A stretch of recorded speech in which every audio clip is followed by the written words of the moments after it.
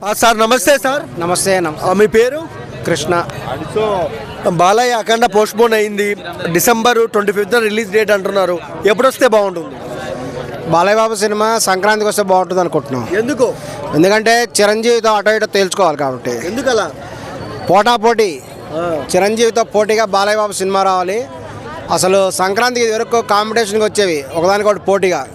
బాలయ్య బాబు కూడా సినిమా సంక్రాంతికి కనుక వస్తే బాగుంటుందని అనుకుంటున్నాం. ఎందుకు పోటీ ఎందుకు అంటున్నారు మీరు? ప్రభాస్ సినిమా ఉంది, ఇంకా చాలా సినిమాలు ఉన్నాయి కదా.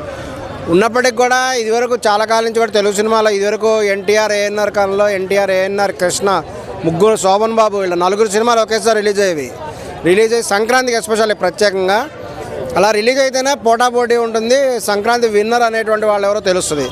సో బాలయ్య బాబుకి ఎట్లయినా సరే మెగాస్టార్ వాళ్ళు కానీ వేరే కొంతమంది ప్రొడ్యూసర్లు కానీ మోసం చేశారు.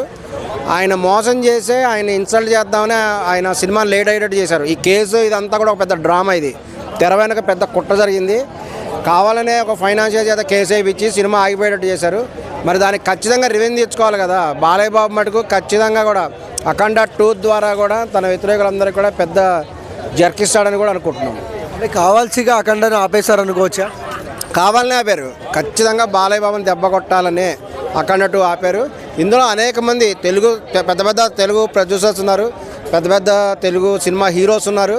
అంతేకాకుండా సనాతన ధర్మానికి వ్యతిరేకంగా ఉండే కొన్ని శక్తులు కూడా దీని అనుకున్నాయి. ఓకే. సో ఈసారి రిలీజ్ అయితే ఎలా ఉంటుంది తాండవం? రిలీజ్ ఎలా తాండవం చేయాలి. ఇక బుల్డోజర్ పెట్టి తొక్కేస్తాడు అనుకుంటున్నాము. చిరంజీవి గారిని బాలయ్య బాబు తొక్కుతాడు, ఈ దెబ్బకు తొక్కాలని కూడా అభిమానులు భావిస్తున్నారు. ఎందుకలా? ఎందుకంటే మరి ఆయన సినిమాని ఆపేశారు కదా. ఆయన సినిమాని ఆపి తెర వెనక ఉండి ప్రయత్నాలు చేసి, ఎందుకంటే కేవలము కావాలని రీజన్స్ కూడా ఆపారు. ఫైనాన్షియల్ కేసు వేయించి ఆపేశారు. ఇది అందరూ తెలుసు, దిల్ రాజు గారు తెలుసు.